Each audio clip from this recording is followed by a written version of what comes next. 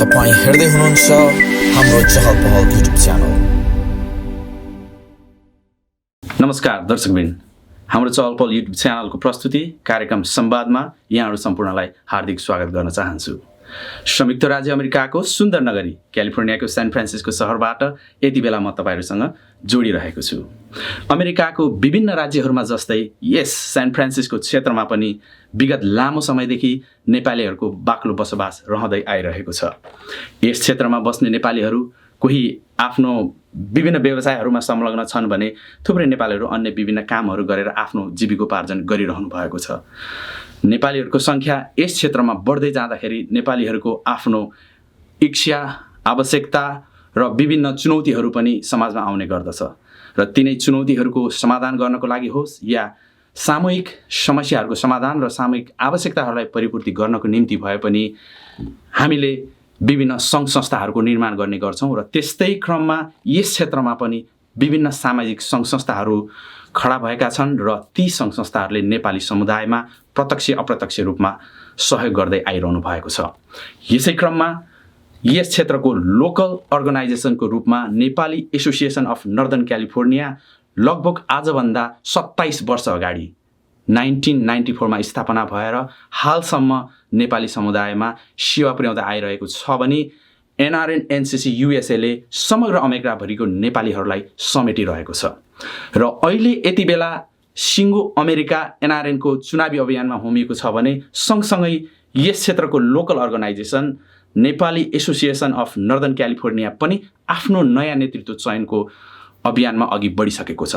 त्यसैले आज हामी समग्रमा यी अनि यस्तै विषयवस्तुको सेरोफेरोमा रहेर कुराकानी गर्दैछौँ र आज हाम्रो यस कार्यक्रममा हामीसँग संवाद गर्नको लागि, कुराकानी गर्नको लागि यसै क्षेत्रमा लामो समयदेखि बसोबास गर्दै आउनुभएको सफल व्यवसायी तथा युवा समाजसेवी प्रितेश कार्कीलाई हामीले अतिथिको रूपमा स्टुडियोमा निम्त्याएका छौँ र आजको हाम्रो अतिथि स्टुडियोमा आइसक्नु भएको छ।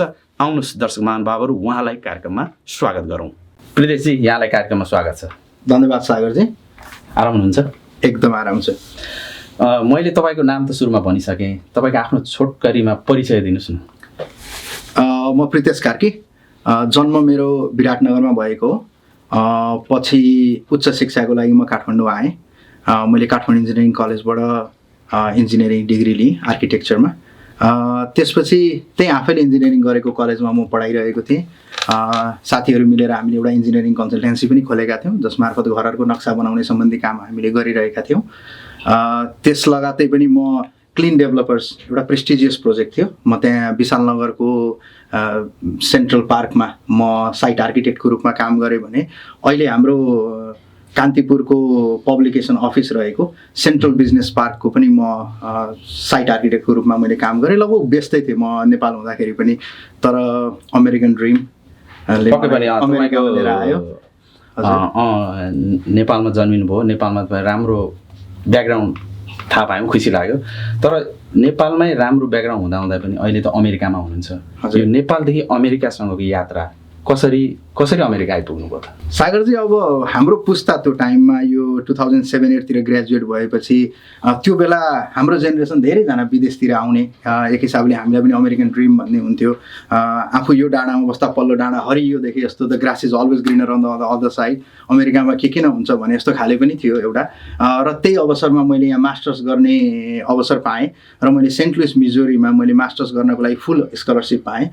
जतिखेर मैले बसेको, पढेको, खाएको सबै शुल्कहरू कलेजले बेहोर दिएको स्थितिमा मैले मेरो मास्टर्स गर्ने भन्ने स्टुडेन्ट भिजामा म 2011 जनवरीको लागि सेसनको लागि म सेन्ट लुइसमा म आएँ र मैले एक वर्षमा मास्टर्स सकेर 2012बाट चाहिँ यहाँ सान फ्रान्सिस्को बे एरियामा तपाईँहरूकै माझमा छु, देखिरहनु भएको छ। पढाइको सिलसिलामा अमेरिका आउनुभयो। हजुर। र प्रायः हामी सबै नेपालीहरू अमेरिका आउँदा एक्लै आउने गर्छौँ अनि यहीँबाट आफ्नो व्यवसाय गर्ने हो, आफ्नो विभिन्न काममा व्यस्त हुँदै पछि कहीँ न कतै परिवारसँग जोडिने गर्छौँ। हजुर। तपाईँको परिवारहरूको बारेमा अलिकति बताइदिनुहोस्, के हुन्छ? परिवार यतै हुनुहुन्छ कि? हजुर, पक्कै। परिवारबारे कुरा गर्दा मेरो श्रीमती हाल श्रीमती। त्यतिखेर हामी सँगै अध्ययनरत थियौँ, काठमाडौँ इन्जिनियरिङ कलेजमा नै हामीले सँगै पढ्यौँ र ऊ चाहिँ मभन्दा 6 महिना जति अगाडि त्यही मैले जुन युनिभर्सिटीमा मास्टर्स गरेँ, ऊ मास्टर्स गर्न मभन्दा 6 महिना अगाडि आइसकेकी थिइन्। उनै त्यहाँ भएको हुनाले पनि मलाई एउटा सजिलो पनि भयो, एउटा बाटो खोल्यो र म मास्टर्स गर्न भनेर यहाँ आएँ। त्यसपछि जब म बे एरियामा आएँ लगभग 2012मा उनीसँग मेरो विवाह भयो र लगभग 2012कै मिडबाट नै मेरो मम्मी ड्याडी पनि मसँगै हुनुहुन्छ। अहिले हामी झन्डै 10 वर्ष भयो दिल्ली सिटीमा, म, मेरो श्रीमती, मम्मी ड्याडी र 2 जना केटाकेटी छन्। मेरी छोरी 7 वर्षकी भई र छोरा पनि झन्डै 5 वर्षको हुन आँटिसक्यो। लगभग पारिवारिक हिसाबले हेर्दाखेरि म आफूलाई निकै नै भाग्यमानी ठान्दछु। आइएम लकी, अमेरिकाको बसाइमा पनि आफ्नो सम्पूर्ण परिवारसँग बस्न पाएको छु। र हजुरले व्यवसायको कुरा गर्नुभयो, म अमेरिका आएको लगभग 16-17 महिनामै मैले सान फ्रान्सिस्कोमा एउटा व्यापार लिएँ। इट वाज लट च्यालेन्जिङ, तर सुरुमा आफ्नै गल्तीहरूबाट सिक्दै लड्दै पढ्दै लगभग after a few years I figured it out. अहिले मेरो यहीँ बे एरियामा लगभग 3टा व्यापार छ, साथीहरूसँग मिलेर मैले गरिरहेको छु। अलिकति लगानी मेरो टेक्ससतिर पनि छ र अहिले कम्प्लिट त भइसकेको छैन। मैले एउटा ग्यास स्टेसन, एउटा व्यापार अर्को कोलोराडोमा लिने कुरा हुँदैछ। पक्कै पनि धेरै राम्रो कुरा। त्यही त तपाईँ अमेरिकामा विद्यार्थी भएर आउनुभयो। हजुर। पढाइ आर्किटेक्ट भन्नुभयो होइन, आर्किटेक्टमा गर्नुभयो, अहिले व्यवसायमा लाग्नु भएको छ। यो तालमेल अलि किन फरक भयो कि तपाईँले पढाइ अनुसारको काम नगरिकन व्यवसायतिर कसरी आकर्षित हुनुभयो? निकै राम्रो प्रश्न सागरजी। के हुँदो रहेछ, म सुरुमा अमेरिका आउँदा मैले 1 वर्षमा मास्टर्स सक्दै गर्दाखेरि पनि मैले नेपालमा एउटा राम्रो तरिकाले आफ्नो एउटा इमेज अथवा आफ्नो फिल्डमा पनि एक हिसाबको एउटा पोर्टफोलियो बनाइसकेको हुनाले म अमेरिका साँच्चै पर्मानेन्टली बस्छु कि जान्छु भन्ने एउटा दोधार थियो त्यतिखेर। त्यही भएर 2-3 वर्ष म हेर्छु के गरी if I find something fruitful I stay or else I go back भन्ने थियो। त्यही क्रममा मैले बिजनेसमा हात हालिहालेँ। लगभग निकै फास्ट भयो चिजहरू र गर्दै गएपछि आई क्यान एन्जोय यहाँको जुन एउटा फ्रिडम छ, यहाँको लाइफस्टाइल छ र एक हिसाबले यो बिजनेस कर्पोरेट अमेरिका भनिन्छ, त्यो भएर यहाँ बिजनेसमा साँच्चैकै भिजेर गर्न सक्ने बित्तिकै इमेन्स अपर्च्युनिटी भन्ने देखेपछि अब त म स्थायी रूपमा बसोबास भइसक्यो। सिटिजनसिपहरू लिएर म यहीँ बस्ने, नेपाल जाने अप्सन चाहिँ अब इरेज भइसक्यो लगभग। एक हिसाबले अब त्यस्तै किसिमका बाटाहरू खोल्दै गए र अब व्यापारिक माहौलको यही दलदलमा फसियो सागर। भनेपछि तपाईँ व्यवसाय मात्रै हो या व्यवसाय सँगसँगै समाज सेवाको क्षेत्रमा पनि अघि बढिरहनु भएको छ? मैले सकेको गरिरहेको छु सागरजी। सर्वप्रथम त हामी सामाजिक प्राणी भएपछि पहिले आफ्नो टेक केयर गर्नुपर्ने एउटा दायित्व हुन्छ, त्यसपछि आफ्नो वरिपरि रहेका आफ्नो परिवारप्रति आफ्नो जिम्मेवारी हुन्छ र त्यसपछि अझै बाहिर आएर यो अवसर सबैले पाउँदैनन्। तर जसले समाजलाई केही दिन सकेको चाहिँ हाम्रो एउटा चाहिँ सामाजिक प्राणी भएको हिसाबले दायित्व पनि हो र मैले अवसर देखेका भरमा चाहिएको बेलामा मैले आफूले सकेको, चाहे समयले होस्, चाहे द्रव्यले होस्, चाहे सुझावले होस्, चाहे नेटवर्किङले मैले सहयोग दिइ नै रहेको छु। यही नै हो एउटा हाम्रो एक्जिस्टेन्सको लागि पनि एउटा हाम्रो सामाजिक सेवा। म तृप्त भएर लागेकै छु। मैले नेपालदेखि पनि संलग्नित थिएँ र त्यही कन्टिन्यू गरिरहेको छु। भनेपछि त्यही त तपाईँ व्यवसाय, आफ्नो व्यवसायमा व्यस्त रहनु भएको मान्छे, समाज सेवामा पनि लागिरहनु भएको छ होइन। र अहिले यो हाम्रो सान फ्रान्सिस्को क्षेत्रमा नेपालीहरूको सङ्ख्यात्मक हिसाबले भन्यो भने लगभग भनिन्छ 30,000 देखि 35,000 अथवा त्योभन्दा बढी नेपालीहरू छन् र त्यो सँगसँगै यहाँ थुप्रै सङ्घ संस्थाहरू पनि छन्। अहिले भन्ने हो भने लगभग 30 देखि 35वटा त सङ्घ संस्थाहरू अलरेडी सान फ्रान्सिस्को बे एरियामा छ भन्छन्। र यति बेला हामी समसामयिक विषयमा पनि प्रवेश गर्दैछौँ। एनआरएन एनसिसीको चुनावी अभियानले सिङ्गो अमेरिका नै तातिरहेको छ। थुप्रै सामाजिक अभियन्ताहरूले आफ्नो उम्मेदवारी दिने क्रम चलिरहेको छ भने सँगसँगै तपाईँ हाम्रै ठाउँमा रहेको हाम्रो छाता सङ्गठन नेपाली एसोसिएसन अफ नर्दर्न क्यालिफोर्नियाको पनि नयाँ नेतृत्व चयनको प्रक्रिया अघि बढिसकेको छ। तपाईँ आफू समाजसेवी भएको हिसाबले अब तपाईँ के छ तपाईँको, तपाईँ पनि कुनै हिसाबले कुनै संस्थामा लागेर विस्तृत रूपमा समाजसेवामा जाँदै हुनुहुन्छ कि के छ तपाईँको आगामी कदमहरू? धन्यवाद सागरजी यो प्रश्न ल्याइदिनु भएकोमा। लगभग नोभेम्बरदेखि नै जब हाम्रो एनआरएनए क्यालिफोर्नियाको सदस्यता नवीकरण गर्ने, नयाँ सदस्य बन्ने भन्ने किसिमको एउटा अभियान सुरु भयो, त्यो बेलादेखि नै मसँग रहेका साथीभाइहरू र अग्रजहरूले पनि तिमी एनआरएनएमा बढ्नुपर्छ है, अब तिमी जस्तो युवाको खाँचो छ भन्ने किसिमले पुस भइ नै रहेको हो। र मैले यसपालि एनआरएनएमा चाहिँ नजाने एक हिसाबले मैले निधो गरिसकेको अवस्था हो। मलाई फेरि यद्यपि यो भन्दै गर्दा एनआरएनएको गरिमा मा मैले कुनै प्रश्न उठाएको होइन। म आफै पनि एनआरएनएको लाइफ टाइम मेम्बर हो र एनआरएनएको विकल्प छैन। प्रवासमा रहेका नेपालीहरूको लागि एक मात्रै छाता सङ्गठन जसले नेपाल सरकारसँग हाम्रो हकहितको लागि लड्न सक्छ त्यो एनआरएनए हो, त्यसको विकल्प छैन। तर what I believe in is think globally act locally होइन। हाम्रो यहाँ लोकल लेभलमा हामीले धेरैवटा अभियानहरू चलाएका छौँ, धेरैवटा प्रोजेक्टहरू गरिरहेको छौँ, अवधारणाहरू अधुरा छन्। यहाँ घरलाई लथालिङ्ग छोडेर म बाहिर जान मलाई अलिकति मेरो आत्माले पनि दिएन, किनभने मेरो आफ्नो यहाँको संस्थाहरूमा एउटा लगानी छ, एउटा समय दिएको छु र समाजले पनि मबाट के अपेक्षा गरेको छ र त्यसलाई अपहेलना गरेर म माथि खड्किलो मैले चढ्ने सोचिनँ।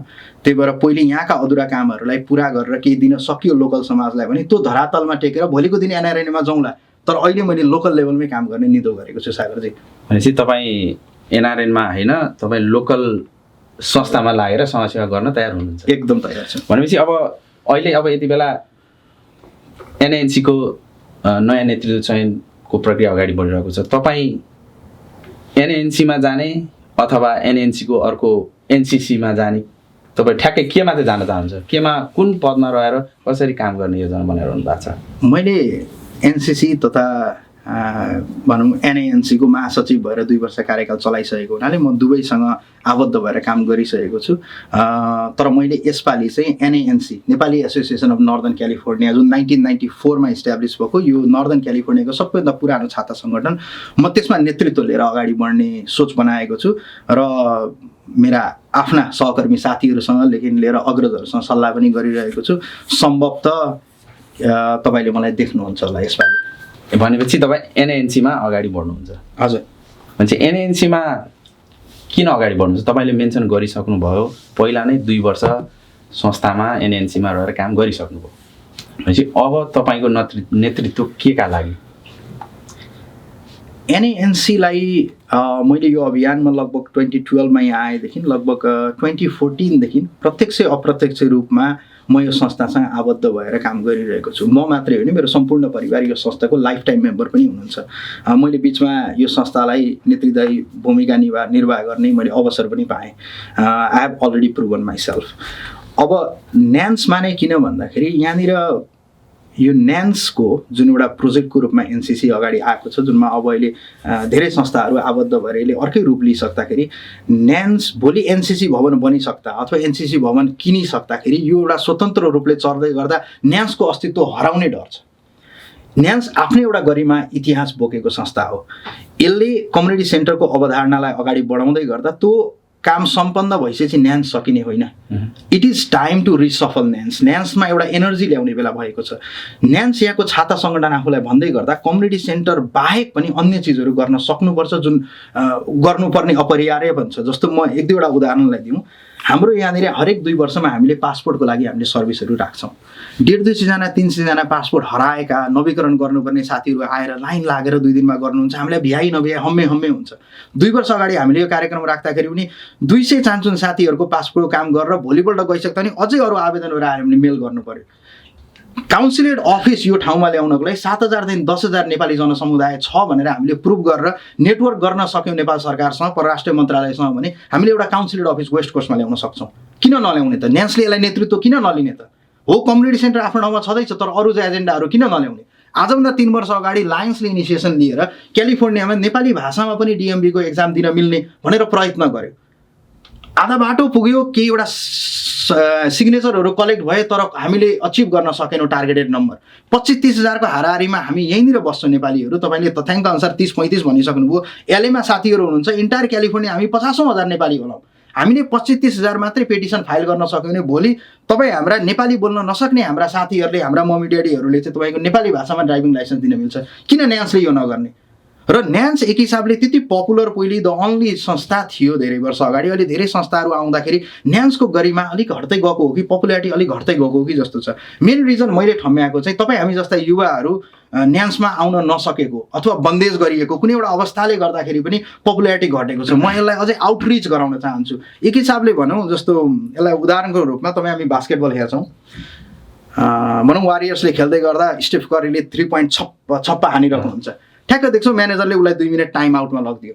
स्टेफ करीले नराम्रो खेलेर लगेको होइन, मैले नेतृत्व गरिरहेका अग्रेज सिनियरहरूलाई तपाईँले नराम्रो गर्नुभयो भन्न खोजेको होइन, तर त्यो 2 मिनट स्टेप करेलाई उता राख्दाखेरि उसले बाहिर बसेर सबैको गेमहरू अवलोकन गर्न पाउँछ र उसको सब्स्टिट्युटमा एउटा जुन खेलाडी आउँछ उसले 2 मिनट अवसर पाउँछ, उसले एनर्जी ल्याउँछ टिममा, पछि फेरि स्टेपभित्र छिर्छ, ऊ बाहिर आउँछ। तर यो गर्दै गर्दा हामीले के बुझ्नुपर्छ भने कोचले 2 वर्षपछिको लागि अर्को एउटा स्टेप जन्माउँदैछ, उसले तयार गर्दैछ 2-2 मिनट गेममा दिएर।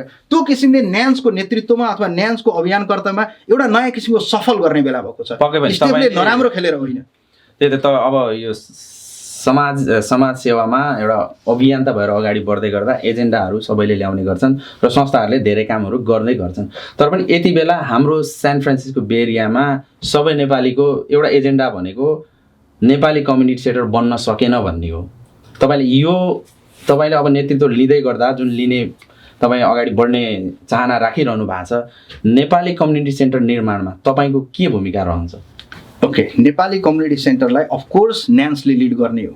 यसमा आबद्ध भएका विभिन्न सङ्घ संस्थाहरूमा राम्रो किसिमले जिम्मेवारी बाँडफाँड गर्न हामीले सकेका छैनौँ। संस्थासँग सदस्यता शुल्क 2500 लिएर हामीले आबद्ध गरायौँ, तर निर्णायक रूपमा उहाँहरूले के काम गर्ने, कसरी एकबद्धता जनाउने, कसरी अगाडि बढ्ने भन्ने हामीसँग रोडम्याप छैन। त्यो रोडम्याप क्लियर हुन जरुरी छ। अर्को, हामीले यो अवधारणा थालेर गर्दै गर्दाखेरि पहिले के थियो, हजार डलर 1000 जनासँग उठाएर $1 मिलियन बनाउने अनि जाने, त्यो गर्दा के हुन्थ्यो भने सबैजना समेटिन सकिन्थ्यो। अहिले बिचमा ढुला चन्दादाताहरू आए, वी आर मोर वेलकम। हामीले 25 जना गएर खोज्नुपर्ने ठाउँमा एउटै मान्छेले 25,000 दिँदाखेरि वी वेलकम यु मोर, होइन? तर हामीले सबैलाई यसलाई समावेशी बनाउन सक्नुपर्छ। यो सबैको हो भन्ने जबसम्म त्यो एउटा भावना आउँदैन तबसम्म एनसीसी बन्दैन। र कुनै एउटा गुटले त्यसलाई हटाएर म मात्रै बनाउन सक्छु अथवा त्यसले कसरी बनाउँदो रहेछ म हेर्छु भनेर त्यो किसिमको प्रवृत्ति भने यो कहिले पनि बन्दैन, किनभने it's not a small challenge. हामीले भोलि एनसीसी भवन बनाउनु अथवा एउटा भवन किन्नु मात्रै एनसीसी सपनाको अन्त्य होइन, त्यो एउटा सुरुवात हो। त्यसपछि त्यसमा आउने कार्यक्रमहरू, त्यसमा हामीले के कार्यक्रमहरू चलाउँछौँ, कसरी नेपाली समुदायलाई हामीले दिन्छौँ, त्यो ठुलो कुरो छ। त्यो गर्नलाई जबसम्म हामी सबैजना एउटै मञ्चमा बस्दैनौँ, एउटै हामी अन्डरस्ट्यान्डिङमा अथवा एक हुँदैनौँ, तबसम्म यो बन्न सक्दैन। र त्यो युनिटी गराउनलाई सायद म सक्छु जस्तो लाग्दछ, किनभने मैले काम पनि गरेको अनुभव छ, सिनियरहरूको मैले माया विश्वास पनि जितेको छु र मैले एउटा भने युथहरूको एउटा नयाँ विम ल्याएर मैले परिचालन गर्न सक्छु। पक्कै भनेपछि कम्युनिटी सेन्टर बन्छ? पक्कै पनि बन्छ सागरजी, बन्नु। तपाईँले यदि नेतृत्वमा जानुभयो भने बनाउन सक्नुहुन्छ? म ठोक्वा गरेर बनाउन सक्छु भनेर भन्दिनँ, तर पक्कै पनि त्यसतर्फ मैले लम्किन्छु, कदमहरू चाल्छु। मेरो पालामा समाप्त नभए म पछिको कसैले आएर गर्नुहुन्छ, यहाँ लडाइँ त्यही छ। म बनाउँछु, मेरो पालामा बनाउँछु भन्नेको लडाइँ हो। मेरो पालोमा बनाउँछु भन्नेहरू 2009 सालदेखि आज 2021 सालमा छौँ हामी, भनेको लगभग 1 दशक हो। सबैले बनाउँछु भन्दै नेतृत्वमा आए, बनाउने प्रयास पनि गरे, तर आजसम्म बन्न सकेन। त्यही कम्युनिटी सेन्टर नेपालीहरूलाई चाहिने एउटा भवन बनाउँछु भनेर यस क्षेत्रमा 2 चोटि त धार्मिक महोत्सव नै सम्पन्न भइसक्यो। अब फेरि के तपाईँले अर्को धार्मिक महोत्सव लाउन पर्ने हो कि अथवा के योजना तपाईँले बनाइरहनु भएको छ त यदि कम्युनिटी सेन्टर निर्माणको लागि? यसलाई म सुरुमा अघिकै प्रश्नमा म फेरि जान खोजेँ। 2009 देखि अवधारणा ल्याउँदै हरेकचोटि नेतृत्वमा आएका सिनियरहरूले केही नगरेको होइन, उहाँहरूले एक-एकवटा इट्टा थप्दै जानुभएको छ। This is a big project होइन, एउटा अनगोइङ प्रोसेस हो। त्यसलाई मैले भोलि मेरो कार्यकालमा निर्णायक बनाउला, तर बनाउँदै गर्दा प्रितेश कार्कीको मात्रै नाम आउने होइन। त्यहाँ अहिलेसम्म आएका सबैले काम गर्दै गएर मैले त मेड इन नेपाल भन्छ नि, एउटा प्लेन गन्तबाट बनेर लेख्यो, त्यो हिसाबले मेरो पालमा सम्पन्न होला, सबैको साथ पाइयो भने, तर त्यसमा मेरो मात्रै नाम आउने होइन। मैले त अन्तिमको ब्रिक राख्ने होला। तर आजसम्म जुन पूर्वाधारहरू तयार भएको छन्, यसमा 2011 मा भएको धार्मिक महोत्सवमा $25 को चेक लेख्नेको पनि त्यतिकै हक छ, 25,000 डोनेट गरिसकेको मान्छेको पनि त्यति नै हक हुन्छ, $10 दिनेको पनि त्यतिकै योग छ, कसैले आएर पिकनिकमा आएर चाहिँ हामीलाई बार्बिक्यू बनाउन हेल्प गर्ने साथीको पनि उत्तिकै योग छ। जबसम्म यो सबैको हो भन्ने स्वामित्व विकास हुँदैन तबसम्म यो बन्दैन। र यसमा भोलि बन्यो भने सम्पूर्ण बे एरियावासी नेपालीहरूले आफ्नत्व फिल गर्नुपर्ने गरी सबैको यसमा हक हुन्छ, सबैले बनाउनमा जिम्मेवारी लिएको हुन्छ। पक्कै पनि तपाईँले भनेको जस्तो सजिलो त देखिँदैन, किनकि आजसम्म आउँदाखेरि सबैले प्रयास पनि गरे, हजुर, चन्दा दाताहरूले चन्दा पनि दिए, विभिन्न कार्यक्रमहरू पनि आए, तर कम्युनिटी सेन्टर त बन्न सकेन नि त। गाह्रो छ नि त बनाउनलाई। तपाईँले यो समाजलाई कसरी मिलाएर लिएर गएर कम्युनिटी सेन्टर निर्माणको लागि सबैलाई एक ठाउँमा जुटाउन सक्नुहुन्छ? हामीसँग सुरुमा जब 2009 मा यसको अवधारणा आयो, त्यतिखेर यस्तो यस्तो गर्ने भन्ने किसिमको आयो। त्यतिखेर चाहिँ साथीहरू विभाजित थिए। पछि फेरि युनाइट भएर यो बाटोमा जाने भन्ने गरियो। अहिले मैले देखेको जुन तपाईँले अहिलेको प्रश्न भन्नु धार्मिक महोत्सव फेरि लाउने भन्दा अहिले धार्मिक महोत्सव लाउन आवश्यक छैन। 2011 मा लागेको कार्यक्रमको कबुल गरेका पैसाहरू उठाउन बाँकी छन्। अस्ति भर्खर 17 मा लागेको कार्यक्रमको पनि त्यसको पैसाहरू उठ्न बाँकी छ।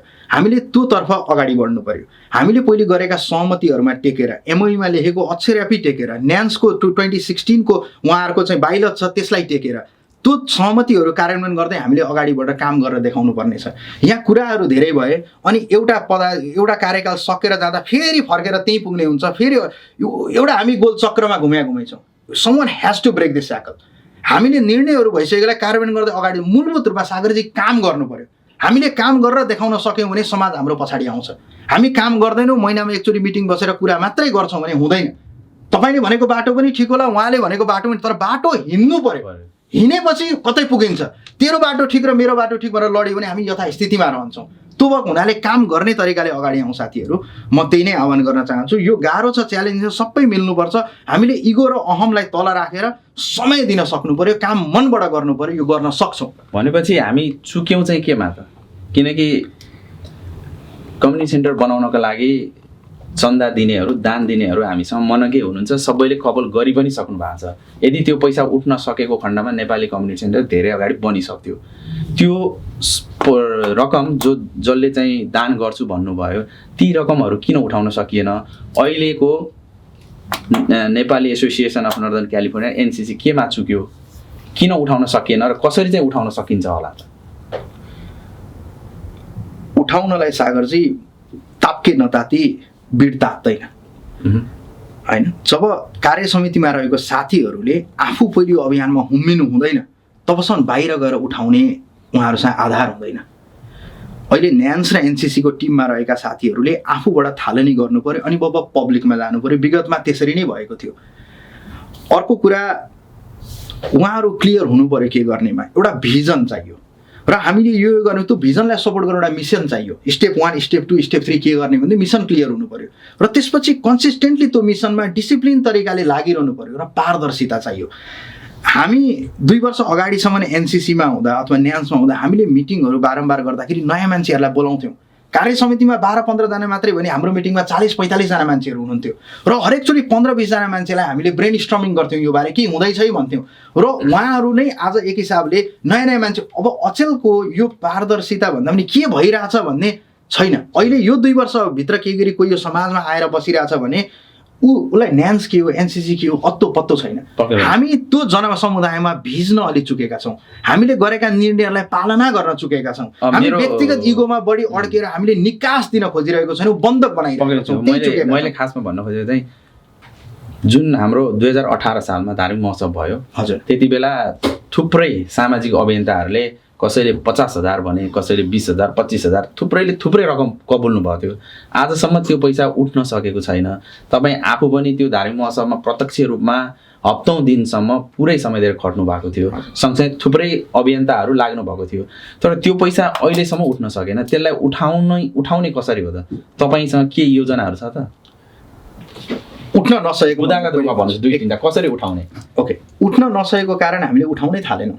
उठाउन थालेको भए उठ्थ्यो, एउटाले दिन्थ्यो, अर्कोले। हामीले पहलै गरेनौँ। जस्तो मैले धार्मिक महोत्सवमा त्यतिखेर म प्रवक्ताको रूपमा हरेक सेसन सुरु गर्दै गर्दा मैले आज तपाईँहरूले बोलेको रकम छ भने आज दिने, तर ठुलो रकम बोल्ने दाताहरूले पहिलो 50% पहिलो वर्षमा दिने, 25% दोस्रो र 25% तेस्रोमा दिने भन्ने कुराहरू राखेर हरेक सत्र सुरु गर्दाखेरि कसैले आएर त्यहाँनिर केही बोल्छ गर्छ भने एउटा हामी वेबसाइटमा जाँदा सरर पढेर आई अग्री भन्ने हुन्छ। त्यो किसिमले हामीले पस्केको त्यो धारणालाई अग्री गरेर बोलेको रकम भन्ने हुन्छ। त्यो हिसाबले सबै बोलेका दाताहरूले 50% सुरुमा अनि 25 अनि 25 भन्ने दिनुहुन्छ। That's an ideal way.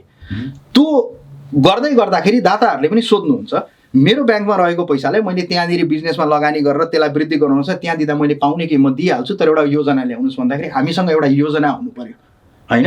अब के गर्ने कस्तो गर्ने, अब भोलि म गएको क्रममा पनि म त्यही सिनेरियोबाट सुरु गर्ने र अहिले पनि मैले के भन्छु भने अझै पनि समय ढिलो भएको छैन, अलिकति माहौल तताउँ ताकि भोलि आउने नेतृत्वलाई सजिलो होस्।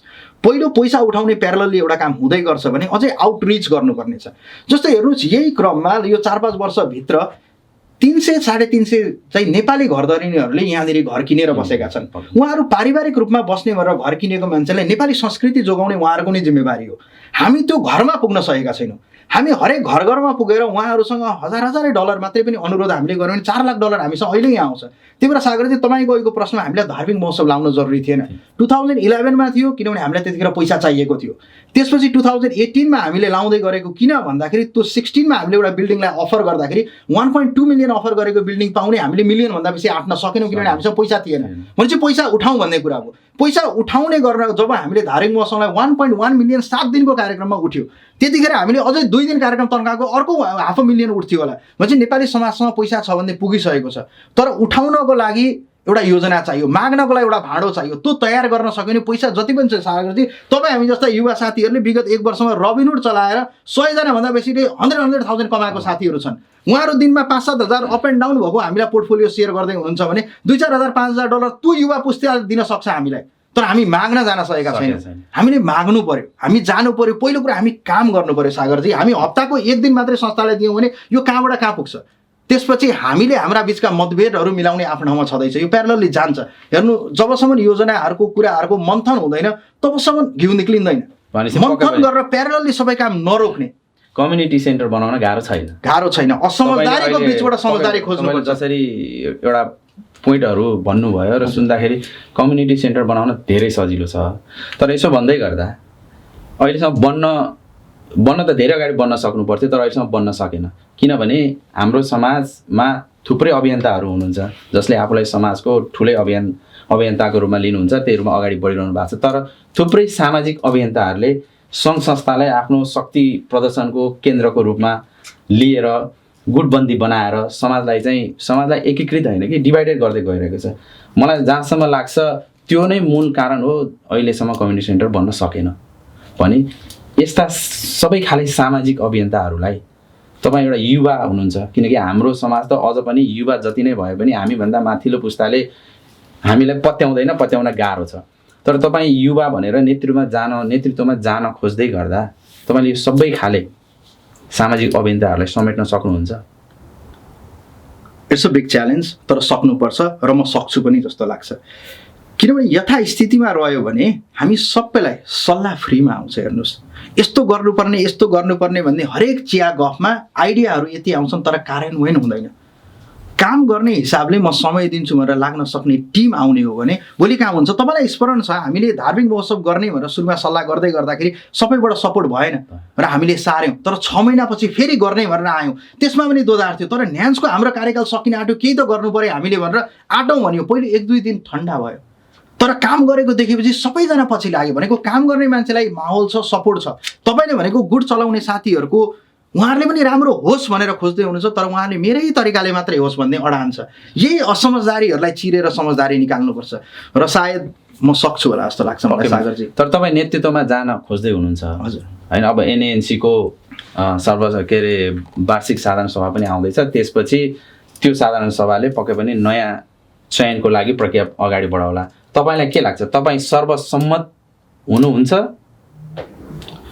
भन्न सकिँदैन। तपाईँले भनेको जस्तो बे एरियाको राजनीतिको जुन पृष्ठभूमि भन्नुभयो, प्रितेश कार्कीमा सर्वसम्मत हुन्छ नै भनेर म जान्न। चुनावै फेस गर्नु पऱ्यो भने गर्न रेडी हुने हो। तर मेरा चिजहरू छन्, जस्तो तपाईँले सोध्दा मलाई हेर्नुहोस् र अर्को कोही क्यान्डिडेट आएन भएन, तपाईँले एउटा सोट एनालाइसिस भनिन्छ हामीले पढ्दाखेरि। तपाईँले मलाई इभ्यालुएट गर्नु, मेरो स्ट्रेन्थ के हो, मेरो विकनेस के हो, मेरो अपर्च्युनिटी के हो र मेरो थ्रेट के हो। मेरो स्ट्रेन्थ भनेको फाइनेन्सियली आइएम साउन्ड, मेरो पारिवारिक सपोर्ट छ र मैले न्यान्समा पहिले रहेर मैले काम गरेर मन जितिसकेको छु होइन। त्यो मेरो स्ट्रेन्थ होला। युवाहरूले मलाई विश्वास गर्छन् र मसँग त्यो एउटा नयाँ जमातलाई यसभित्र ल्याउन सक्ने क्षमता छ, त्यो मेरो स्ट्रेन्थ होला। विकनेस पनि छ। मेरो विकनेस के भने म सेल्फ मेड म्यान हो। म कसैको पकेटको मान्छे, कसैको पपेट होइन। त्यो भएको हुनाले यहाँनिर बोल्दैन आफ्नो मान्छेलाई त्यहाँ पुर्याउने, मेरो खेवाको लागि पुर्याउने अथवा मेरो भनेको मान्ने मान्छेलाई पुर्याउने भन्ने किसिमका मान्छेहरूले मलाई मन नपराउला नि। हेर्नुहोस्, त्यो मेरो विकनेस होला, but I am with it होइन। कोही पनि फ्ललेस हुँदैन। तर अपर्च्युनिटी के छ भने तपाईँ हामी जस्तो युवा पुस्तालाई हामीले सोचेको किसिमले डिरेक्सन दिन सक्ने एउटा अपर्च्युनिटी हो। मैले नेतृत्व गर्दैछु, मसँग आउनुहोस् भनेको फेरि उमेरको कुरा होइन। हेर्नुहोस्, विचार युवा छ र यथास्थितिवादभन्दा माथि उठ्न सक्नुहुन्छ भने तपाईँ 60-65 वर्षको हुनुहोस्, मेरो अभियानमा आउनुहोस्, हामी सँगै जाउँ होइन। त्यो हिसाबको विचार युवा भएका साथीहरू आउनु। संसारले मिलेनियलले हाँकिरहेछ। यहाँको डेमोग्राफिक्स तपाईँ हेर्नु, 30-35 हजार भन्नुभयो, हामी अहिले पनि न्यान्सको दायराभित्र 200 अथवा जुनसुकै संस्था यही 200-250 मान्छे हामी जहाँसुकै देख्छौँ। चाहिएन त हामीलाई नयाँ एनर्जी। मैले अघि भने जस्तो एउटा सफल गर्ने बेला भएको छ र जुन मासलाई म ल्याउन सक्छु र न्यान्सलाई एउटा रिभाइभ गरेर अगाडि लान सक्छु। यसपछि तपाईँले नेतृत्वको भ्याकेन्सी पाउनु हुँदैन। प्रजातान्त्रिक पद्धतिले भोलि चुनाव हुन्छ भने म डेमोक्रेसीमा विश्वास गर्ने मान्छे हो, प्रतिद्वन्दी आउनुहुन्छ ल, तर सबैले मेरो स्ट्रेन्थ के हो, मेरो विकनेस के हो र अपर्च्युनिटी त्यहाँ के छ र थ्रेटहरू के हो। थ्रेटहरू अफकोर्स छन्, धेरैतिर यहाँ कुराहरू हुँदा जस्तो कति साथीहरूले बोल्नु भएको छ पैसा होइन हो। अहिले पेन्डेमिकले गर्दा कतिजनाको आर्थिक अवस्था चेन्ज भयो, कतिजना मुभ भइसक्नुभयो होला। त्यो छ भने उहाँहरूले दिनुपर्छ भनेर उहाँहरूले समाजमा ल्याएर उहाँहरूलाई सानो देखाउने होइन। सक्नुहुन्छ, दिनुहुन्छ, नसकेकोले सकिन भनेर हात उठाउनुहोस्, तर बन्धक नबनाउनुहोस्। We have to move on होइन, मेरो त्यो भनाइ हो। त्यही भएर सर्वसम्मत नहुन पनि सक्छ, तर सर्वसम्मत होस् भनेर मैले पहल गरिरहेको छु। साथीहरूलाई म टिम भोलि बनाउँदा पनि यो समावेशी टिम हुनुपर्दछ। हरेक क्षेत्रका, हरेक जातिका यहाँनिर जातीय संस्थाहरू छन्, त्यो हुनुपर्छ। तर यो भन्दै गर्दा प्रितेश कार्कीले केमा चाहिँ कम्प्रोमाइज गर्दैन भने कोही मान्छेलाई राख्नुपर्ने भन्दैमा त्यो मान्छेले साँच्चै काम पहिले गरेर प्रुभ गरेको छ कि छैन। हामीले काम गर्दै जाँदाखेरि सागरजी हामीलाई थाहा छ, हामीले त्यहाँनिर जब हामीले ऱ्याफल हामीले यहाँ गरायौँ $100 टिकट, हामी हरेक कार्यक्रममा त्यहाँ गएर बस्दा कोही व्यक्तिहरूलाई त $100 किनिदिनु न टिकट भन्दाखेरि उहाँहरूले होइन म भोलि लिन्छु, म पर्सि लिन्छु, आज क्यास ल्याइने भने अनेकौन बहाना गरेर उहाँहरूले लिनु भएन। आज उहाँहरू नेतृत्वमा आउन खोज्दाखेरि अलिकति चस्स बित्छ। हामीले काम गरेका हौँ सागरजी। हामीले काम गर्दै जाँदाखेरि कार्यको सुरुमा सेटअप गर्दा सबै अगाडि देख्ने, यो फलाना मान्छे कहाँ हुनुहुन्छ त, उहाँलाई यसो त पानी लिन लाउँ न, उहाँबाट गएर किनेर ल्याउनु पर्यो भन्दा मान्छे हुनुहुन्न। फेसबुकमा चाहिँ उहाँहरूका फोटाहरू देख्दा उहाँले बिहानदेखि बेलुकासम्म काम गरेको देखाउने, तर काम गर्दाखेरि उहाँहरूको उपस्थिति देखिएन। हामीलाई भलन्टियर चाहियो भनेर माग गर्दाखेरि नआउने रे, हामीले परिवारबाट मान्छेहरू ल्याएर, अन्तबाट मान्छेहरू ल्याएर हामी कार्यक्रम गऱ्यौँ। तर सर्टिफिकेट बाँड्ने बेला मेरो नाम किन आएन भनेर न्यु खोज्ने मान्छेहरू। हामीले त्यही भएर समाजले मान्छेलाई अगाडि बढाउँदा कसले साँच्चैकै समय दिन सक्छ र को देखावटी रूपमा आइरहेछ त्यो बुझ्नुपर्ने हुन्छ। र अर्को कुरा सागरजी, न्यान्समा काम गर्न सजिलो छैन। न्यान्स इट्स अ च्यालेन्जिङ जब। धेरै एउटा यसको एकाडेमिक एउटा वार्षिक क्यालेन्डरमा धेरै कार्यक्रमहरू हुन्छन्, त्यसको लागि समय दिनुपर्छ। जोसँग समय छ र परेको बेला $2-4,000 क्यास पनि निकाल्न सक्नुपर्ने हुन्छ। जोसँग समय पनि छ, जोसँग पैसा पनि छ र जोसँग भिजन छ, त्यो किसिमका मान्छेहरू आएर टिम बनाऊ र यो तरिकाले यो तराजुमा राखेर तपाईँले जोख्दाखेरि मभन्दा भारी अरू कोही रहेछ भने मलाई त्यसमा म समर्थन दिन मलाई फरक पर्दैन भनेको म विथड्र हुने कुरा होइन। म इन्करेज गर्छु त्यस्ता साथीहरूलाई, त्यस्ता साथीहरू आउनुहोस् मेरो टिममा। र टिम बनाउँदैमा मेरो मान्छे राखिदिनु भन्ने किसिमले अरू काम त्यो हिसाबले हुँदैन होला। त्यही भएर मैले टिम बनाउन एक हिसाबले मैले कम्प्लिट पनि गरिसकेको छैन, पुरा हुँदैछ। तर आई निड द्याट कमिटमेन्ट, किनभने कुनै चिज गर्दाखेरि मैले जति लगावले गर्छु, मेरो छेउमा भएको साथीले पनि त्यही लगावले गर्नुपर्ने हुन्छ। हामीले पास्टमा देखेका छौँ, काम गर्ने दिनमा त्यही दिन ब्याड लक उहाँको श्रीमती बिरामी हुनुहुन्छ, उहाँको छोराको के हुन्छ। तर कार्यक्रम वर्षमा 12 चोटि हुँदा 12 चोटि उहाँको परिवारमा के हुन्छ भने उहाँले आउनु भएन। मेरो त्यति भनाइ हो। एउटा समाजबाट निखारेर समाजसेवा गरेर उसले एक्जाम पास गरिसकेको हुनु पर्यो, त्यहाँ क्वालिफाइड हुनु पर्यो। नेपालमा कसले के गर्यो भन्ने सम्बन्धी यहाँ हुँदैन, यो फरक परिवेश हो। Time is money Sagarji. जसले खुलेर समाज सेवा गर्छ भनेर अगाडि आइसकेपछि त्यही रूपमा समय दिन सक्नु पर्यो। सँगसँगै ऊ आर्थिक रूपमा सम्पन्न हुनु पर्यो ताकि समाजलाई परेको बेलामा सहयोग गर्न पनि सकोस्। अवश्य पक्कै पनि हो। तर यो भन्दै गर्दा अब भोलि लिड गर्न अगाडि जान्छु भन्दै गर्दा त हामीले चुनावी प्रक्रिया पक्कै पनि जानुपर्छ होला। तपाईँ सर्वसम्मत हुनु होला, त्यो आफ्नो ठाउँमा छ। यदि भएन भने तपाईँ जस्तो समाजसेवा गर्छु भन्ने मान्छे त हाम्रो समाजमा थुप्रै छन् नि होइन। तर तपाईँलाई नै यो समाजले किन अगाडि बढाउने त पोइन्ट आउटमा भन्न सक्नुहुन्छ, किन तपाईँलाई यो समाजले विश्वास गर्ने अबको कार्यकालको लागि? मैले अहिले अरू कुनै संस्थामा दावेदारी दिएको भए म पछि पर्थेँ होला। न्यान्समा अथवा एनसिसीको यो कार्यकालमा मैले महासचिवको भूमिका निभाएर राम्रो काम गरिसकेको छु। महासचिव भइसकेको मान्छे अब कहाँ जाने, त्यसको उत्तर समाजले दिनु पर्यो।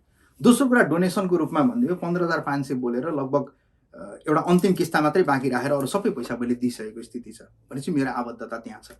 पारिवारिक रूपमै सम्पूर्ण परिवार आएर खटेको समाजले देखेको छ। त्यो बाहेक अहिले म युवाहरूको संस्था जस्तो वाइट जोन भयो, म त्यसमा सल्लाहकार पनि बसिरहेको छु।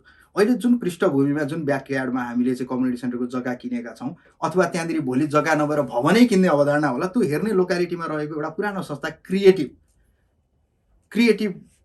युथ अर्गनाइजेसनको पनि म सल्लाहकारको रूपमा रहेको छु। न्यान्समा पनि अहिले सल्लाहकार भएर रहेको छु। मैले नेपालका त कुरा छोडौँ, यहीँनिर जस्तो म अहिले एनआरएनए अमेरिकाको पनि म हेल्प डेस्कमा को चेयर भएर रहेको छु भनेको म सामाजिक रूपले म खारिएर म एउटा सानो बढ्दै बढ्दै बढ्दै अब जान खोजेको खुड्किला हो।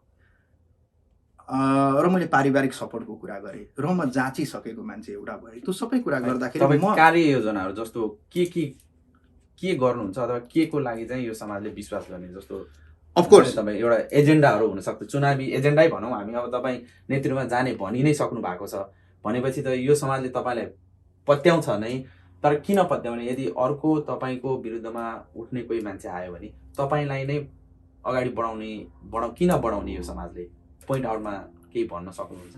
ओके, अहिले मैले मेरो व्यक्तिगत क्यापेबिलिटिजहरूको कुरा गरेँ। अब योजनाहरूको कुरा गरौँ। त्यसपछि योजनाको कुरा गर्दा नम्बर 1 कम्युनिटी सेन्टरलाई बनाउन जे जति चिजहरू गर्नुपर्छ अगाडि बढाउने र त्यसलाई तीव्रता रूपमा गर्ने। त्यो सँगसँगै प्यारलली नयाँ मान्छेहरूलाई यो माहौलमा समावेश गर्नलाई, छुटेका मान्छेहरूलाई अथवा घर लिएर स्थायी रूपमा बसिसकेका मान्छेहरूमा आउटरिच गरेर फन्ड रेजिङका कुराहरू गर्ने। छाता सङ्गठन हो आफू भनेर भनिरहँदाखेरि त्यस अन्तर्गत रहेका अन्य संस्थाहरू, अझै आबद्ध नभएका संस्थाहरूलाई ल्याएर एउटा पार्टनरसिपमा कामहरू गर्ने अथवा मिलेर हातेमालो गरेर कामहरू गर्ने।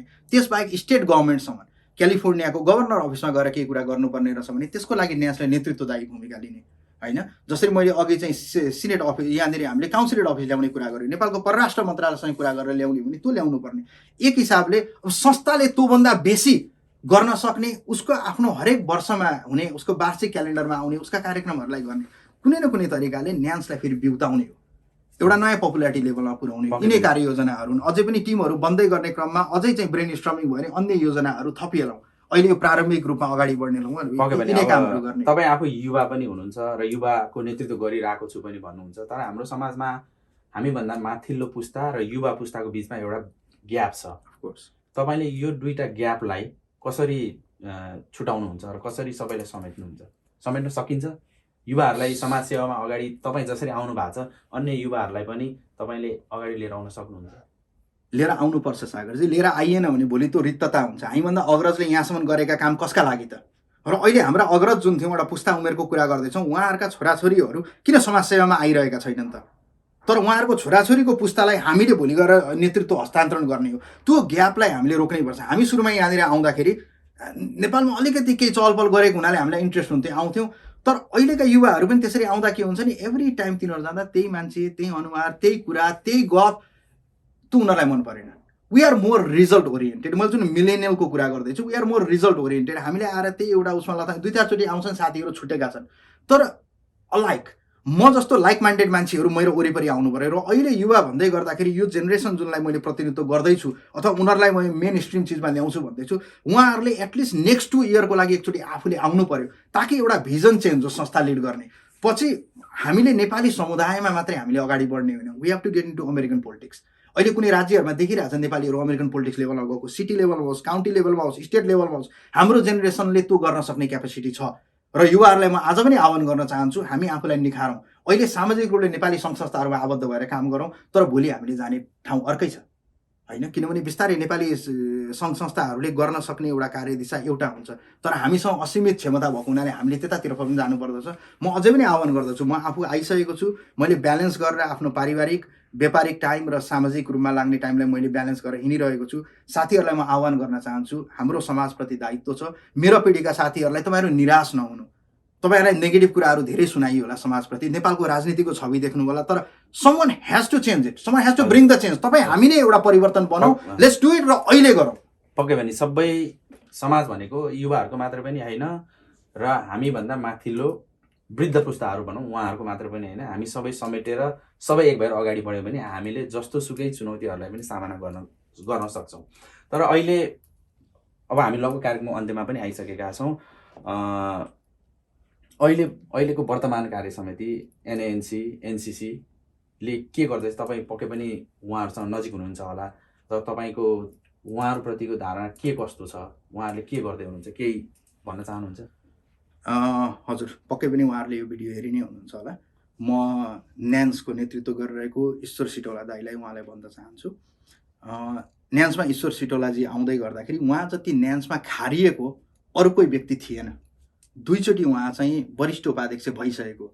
2011 को धार्मिक महोत्सव पनि उहाँले निर्णायक भूमिका खेलेको। त्यसबाहेक यो धार्मिक महोत्सव पनि उहाँले संयोजक भएर काम गरेको र समाजमा धेरै भिजेको, धेरै समय बसेको, पारिवारिक रूपमा पनि उहाँ सक्रिय भएर लागेको मान्छे। उहाँ न्यान्समा आउँदै गर्दा धेरै उहाँबाट एक्सपेक्टेसनहरू थियो, तर रिजल्ट देखिएन।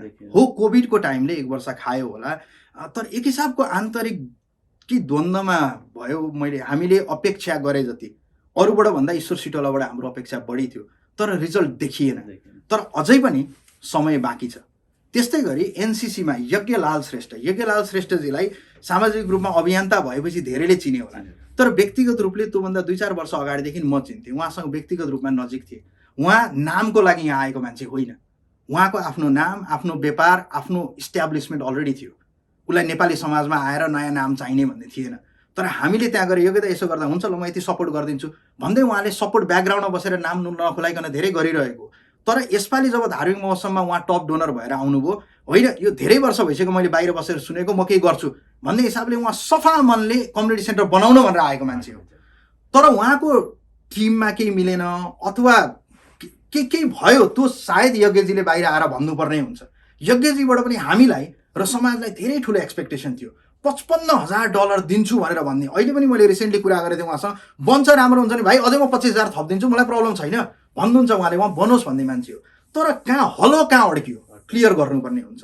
र समग्रमा कार्यक्रम तपाईँले भनिसक्नु लामो भइसक्यो। मेरो अहिले पनि ईश्वर सिटौलाजीको टिम, ड्यान्सको टिम र यज्ञलाल श्रेष्ठले नेतृत्व गर्नुभएको एनसीसीको टिमलाई मेरो अहिले पनि हार्दिक अनुरोध छ। अब लगभग कार्यकाल सकिसकेको अवस्था छ, नयाँलाई हस्तान्तरण गर्नुपर्ने बेला भइसकेको छ। यहाँहरूको मनमा जे कुरा अड्किरहेको छ, जे मिलेको छैन, मिलाउनुहोस्, मन माझामाझ गर्नुहोस्। आखिरी तपाईँहरू पनि समाजमा दिन भनेर आएको मान्छे हो, तर केले रोक्यो त्यसमा मन्थन गरौँ। हामी नेगेटिभ कुरा नगरौँ, पास्टमा के भयो नगरौँ, अब भोलिदेखि के गर्ने गरौँ। म अहिले पनि भन्छु पैसा उठाउने मूलभूत दायित्व भने पैसा उठाउन थाल्यो एउटा माहौल बन्छ, किनभने त्यो प्रोजेक्ट त हाम्रो त्यहाँ रोकिँदैन। तपाईँहरूले जहाँ पुर्याउनु भयो त्यहाँबाट अर्कोले आएर धकल्ने होस्, तर अलिकति अझै सकिन्छ, ठेलौँ। तपाईँहरू एकदम डिजर्भिङ मान्छे हो, समाजमा प्रतिष्ठित व्यक्तित्वहरू, हामी तपाईँहरूलाई ससम्मान रेस्पेक्टका साथ हामी बिदाई गर्न चाहन्छौँ। Let's do something together. आह्वान गर्नुहोस्, हामी पनि आउन रेडी छौँ। हुन्छ, पक्कै पनि। अब हामी कार्यक्रमको अन्त्यमा पनि आइसकेका छौँ र अलिकति विषयवस्तुलाई चेन्ज पनि गर्न चाहन्छु। तपाईँ सफल व्यवसायी पनि हुनुहुन्छ, समाजसेवा तपाईँले गरि नै रहनु भएको छ।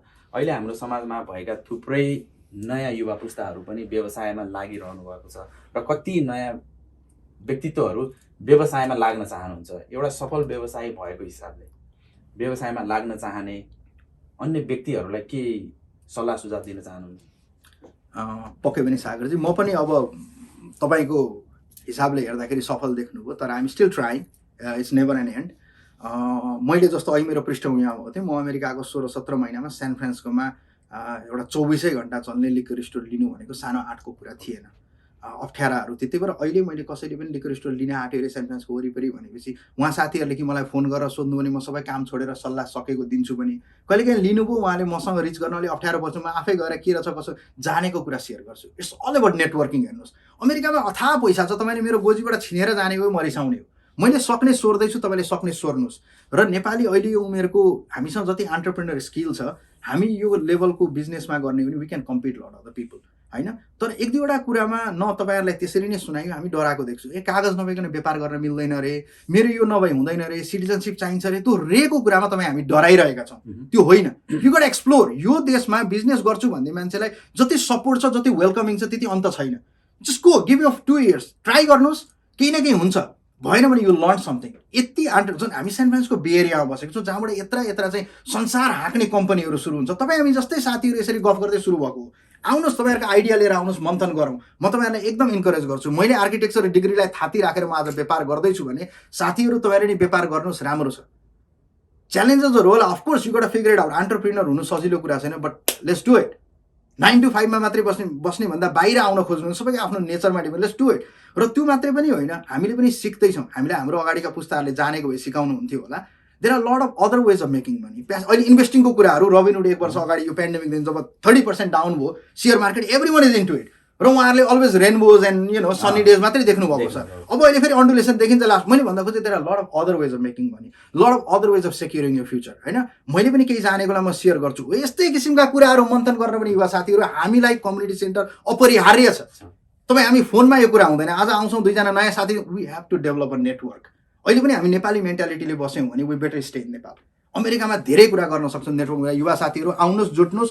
मैले केही प्रयास गरेँ होला, तपाईँहरूभन्दा अलि अगाडि थाले होला, 1 कदम अगाडि पुग्यो होला। तपाईँहरू मभन्दा एनर्जेटिक हुनुहुन्छ, तपाईँहरूले मलाई उछिनेर जान सक्नुहुन्छ। शुभकामना। आउनुहोस्, लेट्स इस्टाब्लिस अ नेटवर्क। हुन्छ, पक्कै पनि। अब अन्त्यमा मैले कतिपय सोध्न भ्याएँ अथवा भ्याइन होला, जाँदा जाँदै मैले सोध्न नभ्याएका र तपाईँलाई भन्न मन लागेका केही कुराहरू छन् भने कृपया हाम्रो दर्शकहरूलाई भनिदिनुहोस्। धन्यवाद सागरजी। यसो फ्ल्यासब्याक सम्झिँदै गर्दा हामीले यो विषयमा कुरा गर्छौँ भनेर एउटा छोटकरीको इन्ट्रोडक्सनको चाहिँ हामीले कुरा थाल्यौँ। मैले कुरा गर्ने क्रममा अलिक भावुक पनि भयो होला, किनभने न्यान्सको एनसिसीको कुरा आएपछि मैले एकदम मनबाट लागेको संस्था भएको हुनाले अलिकति मेरो स्वर अलिकति बढेको नि मैले रियलाइज गरेको थिएँ, त्यसको लागि सरी। छैन, अब मैले मेरो तर्फबाट भन्नुपर्दा के हो भने अहिले न्यान्स नेपाली एसोसिएसन नर्दर्न क्यालिफोर्निया, जसको सेरोफेरोमा रहेर हामीले धेरै वार्ता गऱ्यौँ, त्यो संस्थाले आफ्नो सदस्यताको लागि उसले आह्वान गरेको छ। फर्म ओपन छ, हजुरहरू पनि वेबसाइटमा गएर सदस्यता लिनु होला। अन्ततगत के हो भने हामीले जतिसुकै संस्थाको ठुलो कुरो गऱ्यौँ भने संस्थाको तागत भनेको यस्तो नम्बर, त्यो संस्थामा 2500 3000 भोलि मेम्बर भएर हामीले त्यो संस्थालाई प्रतिनिधित्व गरेर काउन्टीमा गएर कुरा राख्यौँ भने दे विल टेक इट होइन। भोलि हामीलाई फन्डिङको लागि हेल्प हुन सक्ला। अहिले काउन्सिलेट अफिसको कुरा गरियो, ड्राइभिङ लाइसेन्सको लागि कुरा गरियो, 500वटा संस्था मेम्बर मात्रै भएको संस्थाले जाँदा उसलाई त्यही ओजनले देखिन्छ, 2500 मेम्बर भएको संस्थाले गर्ने त्यही ओजनले देखिन्छ। त्यो भएको हुनाले साथीहरू, संस्थाको power is all over the numbers. त्यही भएर तपाईँहरू कृपया त्यसको सदस्य बनिदिनु होला। यही स्थायी रूपमा बस्दै गर्नुहुन्छ भने अहिले नभए 2 वर्षपछि तपाईँहरूले लिनु नै हुन्छ। कृपया लाइफ टाइम मेम्बर बनिदिनु होला यस संस्थाको। यो संस्थाले तपाईँहरूलाई नै दिन भनेर आएको। हामी जस्ता साथीहरूले आफ्नो घर परिवारको समय, व्यापारको समय चोरेर समाजलाई दिन भनेर आएको। तपाईँहरूको जिम्मेवारी भनेको अहिलेलाई सदस्य बनिदिनु र भोलि साँच्चीकै चुनावी दौडानमा गयो र मभन्दा क्यापेबल क्यान्डिडेट देख्नुहुन्छ भने उहाँलाई भोट गर्नुहोस् होइन।